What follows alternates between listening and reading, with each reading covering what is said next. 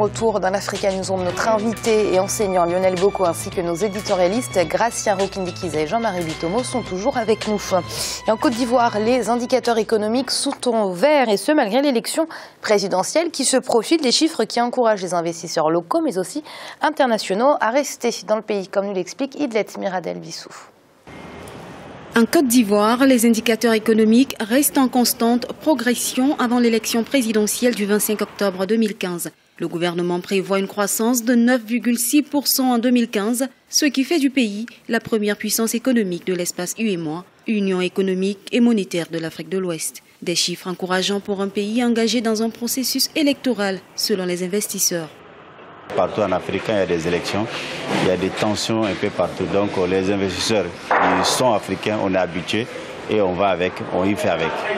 On était très optimiste en ce qui concerne le futur du pays et aussi les chiffres économiques confirment qu'il y a une croissance qui est continuelle, comme la demande sur l'effectif des chambres d'hôtel est assez haut.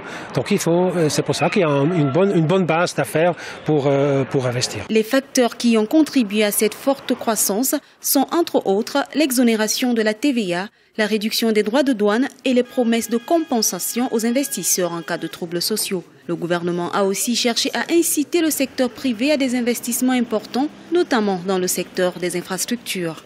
L'investissement privé capté par le Code des investissements que nous gérons aujourd'hui, pour donner une idée, a atteint pratiquement les 1500 milliards de francs CFA sur les 4 dernières années, cumulées. Cette année, nous avons une tendance de croissance de l'ordre de 15 à 17%. On est à 328 milliards d'investissements mobilisés à ce jour, contre 275 l'année dernière. On a près de 6 000 entreprises créées cette année, contre 3 000 et quelques l'année dernière. Donc la tendance est la hausse. Et c'est cela les conséquences, je veux dire, de toute cette politique gouvernementale mise en œuvre pour justement faire du secteur privé le moteur de la croissance économique constatée aujourd'hui en Côte d'Ivoire. Pourtant, certains observateurs estiment que la Côte d'Ivoire reste un pays fragile. Les avantages de la croissance de ces dernières années ont été inégalement répartis et le chômage, en particulier chez les jeunes, reste une préoccupation majeure à quelques jours de la prochaine élection présidentielle dans le pays. Gracien, un taux de croissance qui se maintient, des investisseurs qui ne partent pas du pays alors qu'une élection présidentielle se profile, c'est une bonne performance pour la Côte d'Ivoire. Une bonne performance, une bonne gestion pour le pays et aussi, je pense que la Côte d'Ivoire vraiment a eu une bonne vision du développement de ce qui attend le pays. Et donc, on peut dire que les investisseurs ont confiance au président Ouattara. Je ne dis pas que c'est lui qui sera élu, mais on se dit au moins qu'il y aura une certaine stabilité. Les élections se profilent les jours à venir, mais en même temps, on se dit que ce n'est pas comme à l'échéance d'avant, quand il y a eu Ouattara contre Gbagbo. Et donc, ils sont rassurés, les investisseurs. En même temps, ils voient bien qu'il va y avoir une certaine continuité. Vous savez, au niveau du développement, dès que ça commence, il est difficile de l'arrêter. Il faut faire beaucoup de choses pour l'arrêter. Et en même temps, c'est facile de maintenir cette croissance. Et je pense que, comme on le dit dans le sujet, il y aura justement un autre cap à faire. C'est surtout la répartition, la bonne répartition des rentrées, disons, de cette plus-value, de cette croissance. Alors Jean-Marie, peut-être revenir sur les chiffres cités par le directeur du CIPECI. 328 milliards d'investissements mobilisés en 2015 contre 275 l'année dernière et près de 6 000 entreprises créées cette année contre 3 000 en 2014. C'est quand même largement satisfaisant. Vous savez, sur ce plateau, Amira, j'ai toujours dit, il faut toujours scinder, si vous voulez, la partie politique des choses et la partie économique.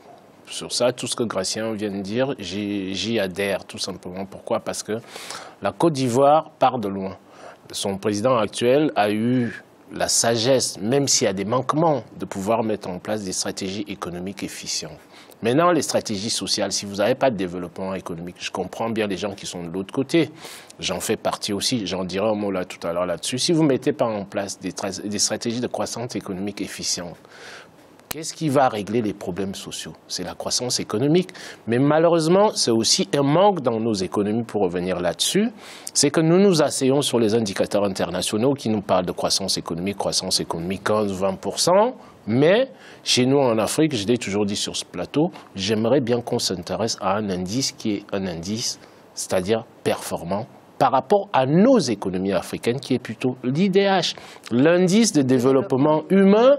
Comment est-ce qu'on réduit la pauvreté par rapport aux croissances économiques qu'on connaît en Afrique? Donc, moi, j'attends. Le cas ne concerne pas uniquement que la Côte d'Ivoire quand je parle de ça, ça concerne toutes les économies africaines. Intéressons-nous à l'IDH. Le Nigeria, c'est la même chose. On va vous dire que le Nigeria, c'est la première économie africaine.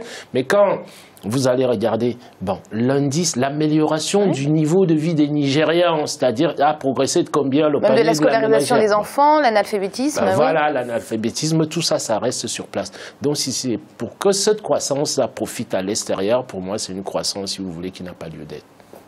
Vous me parlez donc en fait qu'il n'y a pas de croissance véritablement inclusive dans ces pays. Il y a une croissance, si vous voulez, une croissance qui est plutôt destinée à l'extérieur. Mais on ne voit pas dans très peu d'économies africaines, même quand on liste. La seule dont je peux citer ici, là, sur ce plateau, c'est reconnu internationalement, c'est le Rwanda. La gestion interne fait en sorte que vous avez un petit pays, c'est vrai que c'est un petit pays comme le Rwanda, qui a quand même réussi le tour de force de pouvoir instaurer une mutuelle, si vous voulez, vous êtes capable de vous soigner au Rwanda comme si vous vous soignez en France. Mais ça, c'est quand même en dehors du cadre politique. Je ne suis pas là pour discuter du président Kagame, qu'est-ce qu'il fait. Les institutions internationales ont reconnu que le Rwanda est mieux géré que la Suisse. La Suisse aujourd'hui, tout simplement. Donc, ça sont des critères objectifs internationaux. Donc, à partir de là, j'aimerais bien que la plupart des économies africaines essayent de regarder l'amélioration du niveau de vie de nos populations. Et on reste dans notre volet économique. À la fin du mois de septembre 2015, les réserves de change nettes au Maroc se sont établies à un peu plus de 22 milliards de dollars, 22,3 exactement. Le Royaume a profité de la baisse des prix des matières premières, notamment ceux du pétrole, qui ont induit inévitablement un repli des dépenses en devises. C'est un sujet d'Oumou Kelsomba. Hausse des réserves de change au Maroc en 2015, avec un taux de couverture des importations par les exportations établi à 58,9% au premier semestre 2015. Le Maroc a vu en fin septembre 2015 ses réserves de change nettes s'établir à 22,3 milliards de dollars, soit 214 000 milliards de dirhams, un montant qui équivaut à un gain de 68 milliards de dirhams en 2 ans. Selon des analystes, cette situation va avoir forcément des retombées économiques pour le Maroc. Le taux de couverture devrait continuer à s'améliorer et là il faudrait des réformes structurelles au Maroc, attaquer d'autres secteurs et lancer des partenariats plus osés avec les pays développés. Donc le tourisme au Maroc continue à être florissant, il a amélioré sa situation. Ce qui veut dire que le Maroc s'est engagé, contrairement aux pays voisins, dans une politique de moyen et long terme qui lui permet aujourd'hui d'examiner les réformes importantes qui l'attendent. Premier producteur mondial de phosphate avec un PIB de 107 milliards de dollars en 2014, le pays a profité de la délocalisation de nombreuses entreprises européennes, mais selon les économistes, il est temps pour le Maroc de mettre en place une politique hardie de développement des entreprises exportatrices. Il y a aussi au Maroc une nécessité de développer des entreprises exportatrices, mais en utilisant l'intelligence de la jeunesse marocaine. Le résultat pour eux est que le Maroc négocie avec l'Union européenne en particulier, mais pas que. Il faut qu'il négocie et qu'il exporte vers les pays émergents. C'est là où la demande, malgré la crise actuelle, continue à se faire. Qu'on commence par la Malaisie, la Turquie, l'Iran qui est en train d'ouvrir ses frontières en allant évidemment vers les grands pays émergents. Le Maroc affiche de bonnes perspectives de croissance économique. En 2014, le Royaume a poursuivi sa politique d'amélioration du climat des affaires et adopté une nouvelle stratégie industrielle 2014-2020. Celle-ci permettra d'accompagner sa transformation structurelle et de renforcer son ancrage dans les chaînes de valeur mondiales. Gratien, quand certains pâtissent de la chute du brut, d'autres pays en bénéficient pleinement. Oui, justement. Le Maroc profite du fait qu'il ne produit pas le pétrole. Il importe le pétrole à bas coût et en même temps, on a le Maroc qui fait la sous-traitance pour plusieurs entreprises étrangères, notamment au niveau de l'aéronautique. Donc, exporte, ce qui fait qu'il y a beaucoup de rentrées de devises et moins de sorties de devises. Et en même temps, c'est un pays qui s'est beaucoup spécialisé au niveau des services, au moins les services en interne, ce qui fait que c'est une économie qui est assez solide et une économie aussi pour moi, contrairement à ce que dit le spécialiste en question, je pense que l'économie marocaine devrait beaucoup plus se tourner vers l'Afrique. On produit beaucoup de phosphate. Pourquoi ne pas produire des engrais chimiques pour une bonne partie de l'Afrique, au lieu que l'Afrique aille acheter les engrais en Amérique, en Australie ou en Chine? Mieux vaudrait que ce soit vraiment un commerce interafricain qui pourrait se développer, aussi développer le Maroc et les autres pays. Jean-Marie, on sent le Maroc très offensif ces dernières années sur le terrain économique. Le Maroc est très offensif sur le terrain économique, tout simplement. Pourquoi? Parce que le Maroc a ouvert une plateforme, c'est-à-dire son économie, c'est-à-dire de manière très très dynamique, en mettant en place un cadre favorable aux investissements étrangers. Vous avez tout à l'heure Gracien qui vient de citer le fait qu'aujourd'hui, et ça va porter sur le Maroc à long terme par rapport à ce que disait notre intervenant dans le reportage, parce que vous avez au Maroc aujourd'hui le fait, vous savez comment est-ce que les pays d'Asie arrivent à dépasser l'Afrique? Quand vous remontez dans les années 60, le PNB par habitant est pratiquement le même. Qu'est-ce qui favorise le développement de l'Asie? C'est tout simplement le fait que vous avez les firmes américaines qui vont installer les firmes à télé, dont on crée, comment dirais-je, de l'expérience, ce qu'on appelle en économie l'effet d'expérience par la théorie d'apprentissage. Donc pour moi, de ce point de vue-là, je sais que le Maroc a pris la bonne voie parce qu'à terme, le Maroc va former un niveau d'ingénieur suffisant pour faire développer son économie. Donc à partir de là, pour moi, c'est la bonne stratégie.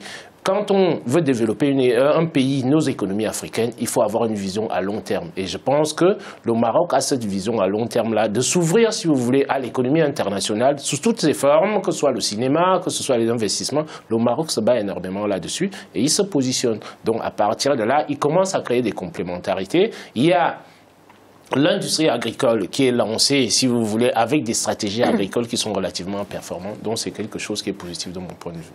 Gracien ? Oui, justement, il y a une bonne chose, ce qu'il vient de dire, concernant notamment la sous-traitance.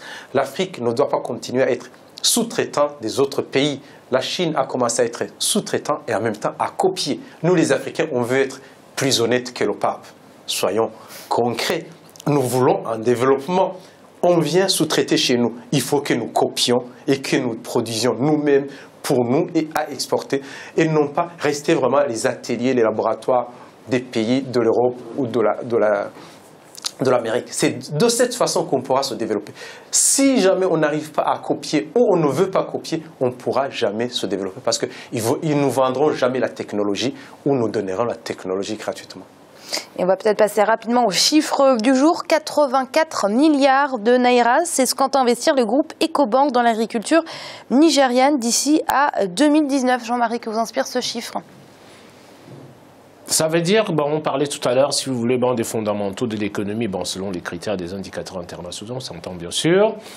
L'économie nigériane est dans une dynamique qui est relativement positive, donc ils attirent les investissements internationaux. Vous avez la BAD qui vient secourir aussi parce que on a besoin d'avoir des économies phares qui tirent la croissance africaine vers le haut. Donc, le Nigeria a ces prédispositions-là, donc je pense que le coup de main de la BAD arrive pour aussi accélérer la diversification dont on parle tout le temps là, c'est-à-dire dans le secteur agricole essentiellement. Donc ça me semble être une bonne chose.